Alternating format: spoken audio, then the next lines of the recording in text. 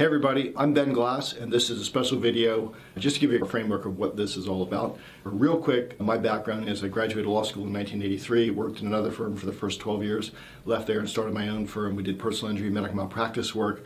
About 15 or 18 years ago, I got the first one of these cases, and what this is, someone who is insured under a long-term disability insurance policy. They become sick or injured, they can't work, they make a claim. If the claim gets denied, then you go forward.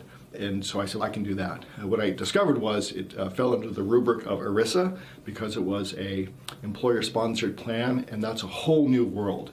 So it's got different rules, different regulations, and now all the litigation is in federal court. Today we have the largest ERISA disability practice in Virginia, and we're doing a lot of work in the Fourth Circuit and also outside of the Fourth Circuit. So let me give you just very briefly the framework. So someone who's employed will oftentimes have an array of benefits, medical benefits, life insurance, and many times a disability insurance policy. So we're talking mainly about the disability insurance policies. We've done very well in the life insurance denials as well. Typically someone comes to us after having applied for disability, so they got sick or hurt, they can't work, they've applied for disability benefits, and the insurance company has said no. They've issued a denial letter. And that's typically when the person comes to us. Under ERISA, when a denial letter is issued, we have 180 days to prepare a full appeal back to the insurance company, back to the appeal division of the same insurance company. These cases are by and large won and lost in this 180-day period, where we do everything from examining the process by which the decision was made. We take a deep look, if we can, at the doctors that they relied on, and we're providing new and updated medicals, witness statements, things like that. So it's an administrative process. And we win a lot of those claims, but maybe 20 to 25% of those claims, we don't win the appeal. And so the next step is litigation in federal court. And it's the coolest litigation in the world, actually, because at least here in the Fourth Circuit, you file the complaint, they file the answer, and basically the record that was developed in the appeal process and in the claims process becomes what they call the administrative record, and becomes the record that now the judge is going to make a decision on. And so really this is cross motions for summary judgment on this administrative record.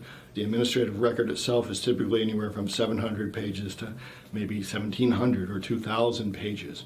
We've done a lot of the work when we filed the appeal, and most of the information you're going to need is going to be in that appeal. And basically what we need you to do is to go through the denial letters that were issued, the internal doctor reports that they relied on. What's the background? What's the background of the claim history? What's going on medically with this person? What has happened during the claim denial? And one thing that's really important in ERISA is that in litigation, the insurance company is limited to the reasons it's stated in the claim denial letter and in the appeal denial letter.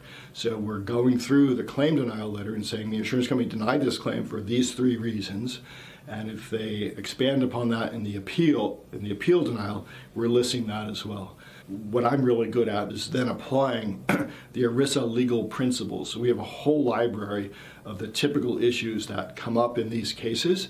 So as soon as a claim is denied and we've decided we're going to file suit, we are going to start on the brief assembly process.